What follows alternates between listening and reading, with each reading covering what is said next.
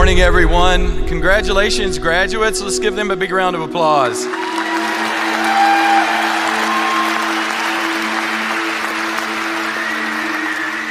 It's my pleasure today to provide an introduction to today's speaker, Ashraf Habibullah. Many students, when they graduate, sometimes they forget the commencement speaker. I don't think that will be the case today. Ashraf is a structural engineer and is president and CEO of Computers and Structures Incorporated, which he founded in 1975. Today, CSI is recognized globally as the pioneering leader in the development of software tools for structural and earthquake engineering. The software is used by thousands of engineering firms in over 160 countries for the design of landmark projects such as the Freedom Tower in New York City, the Burj Khalifa Tower in Dubai, and the Bird's Nest Stadium in Beijing. Today, the skyline of every major modern city in the world is defined by structures that have been designed using Ashraf's software. He has a passion for the arts and social causes. He is co-founder of the critically acclaimed Diablo Ballet and the founder of the Engineers Alliance for the Arts, an organization that involves school children with technology, focusing on the artistic aspects of bridge engineering. He regularly donates his money and time as a speaker to support humanitarian organizations, hospitals, and educational institutions worldwide. Ashraf has donated software to thousands of universities to ensure that the technology necessary to produce seismically sound structures reaches everyone. And Ashraf has also supported our students and labs here at Cal Poly. Ashraf has a deep personal interest in the study of human psychology and human behavior and how they can be leveraged to help people from all walks of life reach their maximum potential. Would you join me in welcoming Ashraf to the podium?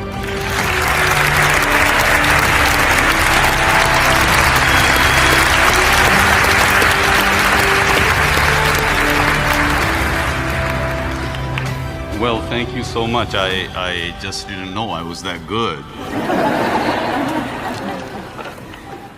I just have to tell you, I love Cal Poly. I mean, I have friends here that are students. I have friends that have graduated from here to become amazing young professionals. And I have friends that graduated literally 40 years ago. And I have so many incredible stories. But those are for another time. Today, this day is about you, to celebrate you. And you know what? The reason I'm so excited to be here is because in the fall of 1969, I was sitting where you are. So that was exactly 50 years ago, you know? So I'm here to celebrate with you guys. And I remember those days. I remember that day vividly like it was yesterday, and you are going to remember this forever. The feeling, the accomplishment, and the relief. You know, the fact that this phase is behind you. You know, I remember all of that, but you know one thing I really don't remember. Who was my keynote speaker? You know, I really don't remember that. So I want to make sure that that doesn't happen to you. And you know what? They make me wear this thing. They say I need to look respectable. Well, you know, I'm here to celebrate with you guys. Why do I have to look respectable? You know? So I'm going to take this thing off.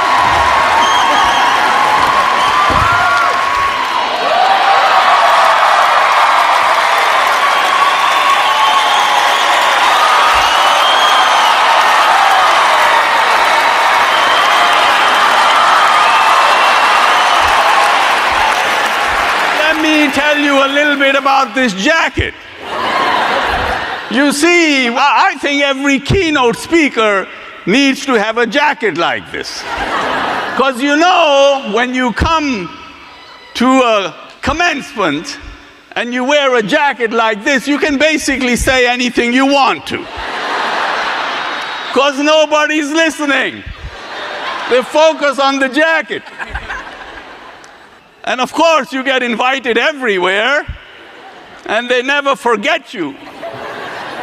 Try taking this thing through security with them wires and them batteries. You know, they actually make me take it out of the bag and wear it. Can you imagine 500 people in line in Dubai? And here I am at the head of the line with my lights on.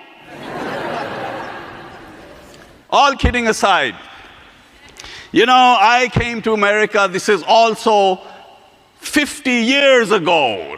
December 8th, 1969 is when I landed in this incredible land from Pakistan. And I remember my dad taking me up to the plane, and there was a colonel in the army, so he could get into the plane. He sat me down on the chair, and he said, "Go make something of your life. Make a lot of friends. They will come in handy." And they did. Over the past 50 years, I have made friends everywhere. And they have done exactly what my father said. They molded my life. So today, I'm here to make new friends. All of you. I want a picture with every one of you.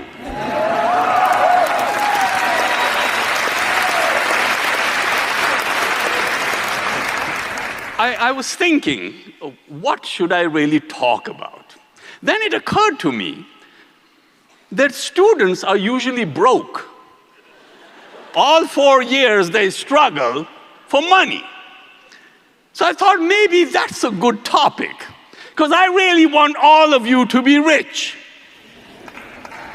So I thought I'd start with that. There's a research report out there which says that only 15% of your financial success is based upon your technical knowledge or basically the stuff you learn in school. You know, you'll make a good living. But if you learn the other 85%, which they say is based upon what they call human engineering, you can raise your income 700%. So I thought maybe today we'd talk a little bit about human engineering, what it is. It's basically your ability to lead people, to create paths for them so they follow you and become better. It's your ability to inspire them, to make them do things that maybe they never did before. And it's your ability to have influence over them so that they will do things for you that you want them to do without you even asking them to do it. How amazing is that? And when you learn about human psychology and human chemistry, you will learn something amazing. And that is that human beings are created for one and one only solitary reason. Well, there's actually two, but this is one of them. And that is that you are created for making the life of another human being better.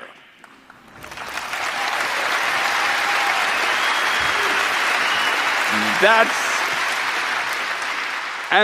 not religion. It's not something that I've cooked up. It's not voodoo. It's part of your human chemistry. That's the way you are built. It's the way your constitution is. That is the reason why when you do something nice for somebody, you actually feel amazing.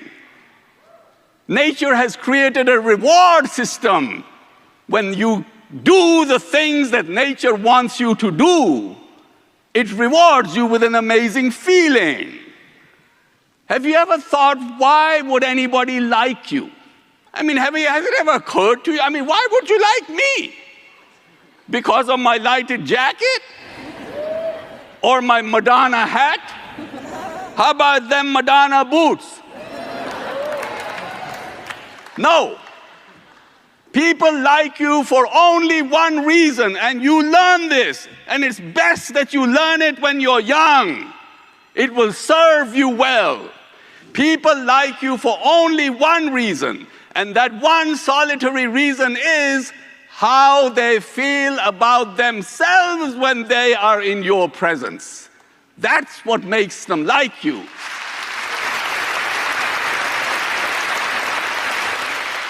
It's called the serotonin factor. If you can make a person feel like a gazillion bucks, they will come back to you again and again and again. When I'm nice to you, you get a serotonin rush. You glow. When I see that, I get a serotonin rush. I glow. And when all of these people around watch that interaction, they get a serotonin rush. Why do you think game shows are so popular? You know, there's a girl jumping up and down, winning a car. She's happy as whatever. And then there's the host, so happy. But what about all these people in TV land by the millions? They're tuned into the television. They ain't getting jack shit. Right? What they're getting are serotonin rushes. That's what they're getting. They're drunk. And marketing people know that. Serotonin is one of the biggest marketing tools available to humanity. But they don't teach you that. That's from me. Why are you here?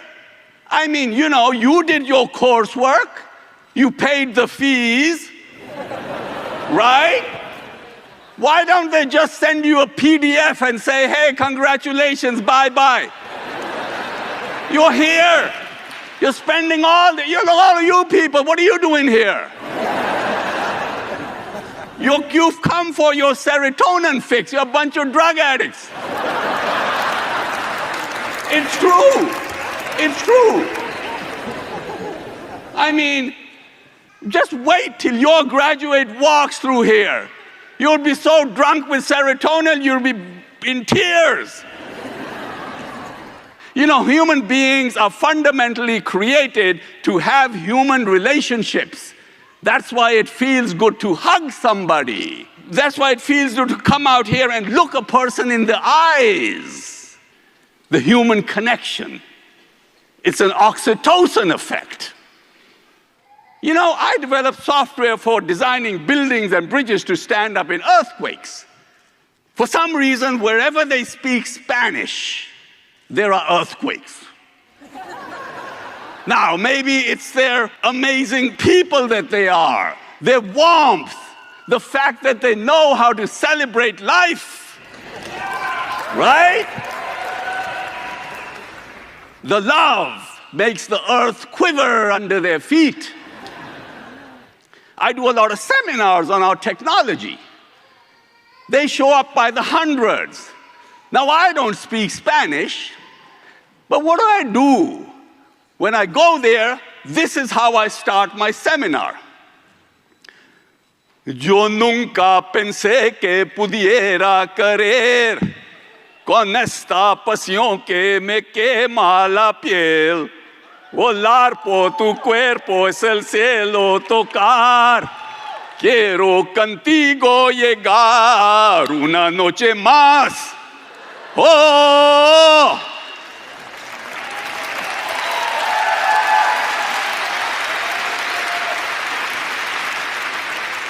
Now, I haven't the foggiest idea what that means, because I don't speak Spanish. But what does it do to an audience that speaks Spanish? 2,000 of them. It connects you with them. It gives them an oxytocin rush, makes them feel amazing about themselves. And what does that do? That bonds them with you. From that point onward, you can do no wrong. So learn about human psychology and human chemistry. It'll serve you well. It'll make you rich. You know, when you have amazing instructors like you have at this university, they don't just teach you. Implicitly, they instill into you a willingness to learn. And that stays with you. Psychologists will tell you, you don't learn by being taught. You don't learn by being told. You learn by absorbing the environment that you are in. So even after you leave the university, all through your life, you are like this information sponge. You look at something and you want to learn it. The other thing that you learn, without even knowing it, is to be able to think logically. So you can figure out stuff for yourself. You know, one of the greatest things that I learned without even knowing it in college is my friends. Just by being around them, they taught me how to live out of my comfort zone. They made me shameless. Look at this. But it has served me well. So living out of your comfort zone is the most important things that you need to think about, because these are the most amazing times for you to graduate. When I came to Berkeley 50 years ago, I thought I was the most luckiest person because they had just put humanity onto the moon and computers were just getting started. Now I look at the opportunities you have today, and with the background that you've received here, you can step into any field. So try anything. Try everything. You know, the biggest tragedy in life is not death. The biggest tragedy in life is arriving at the end of your life and looking back at all of the opportunities that you missed because you were afraid to step out of your comfort zone and answer the door when opportunity knocked. At that point, you wouldn't have to worry about how you're going to die, because that thought alone will kill you. Don't let that happen to you. Try everything. Because when you try everything, you will find that passion will find you. I mean, I wanted to be a rock star. I wanted to come to America, put Elvis Presley out of business, and run away with Mary Tyler Moore. When it turned out that that probably was not going to happen, I became a structural engineer. And it's been amazing. When you try everything, eventually passion will find you. And you will end up having such an incredible job that you're willing to do it for free. How amazing is that? There will be no difference between your work and your play. Every person will be looking at you and wondering, is this sucker working or is he playing? You're actually doing both. And at that point, you would have mastered the art of living.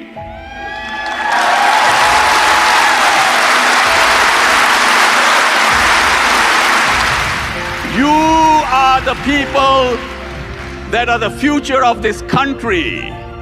You are the ones that are going to create the next Uber app, $50 billion worth. My God, what is that? What is Uber? It's just a stupid app worth 50 billion. You can do that. Now, when you do that, the reason I want to be friends with you is I want to come to your launch party. The world is out there waiting for you. Go grab it. Good luck, and make sure I'm on your invitation list. I will keep my jacket warm and my batteries charged. Thank you.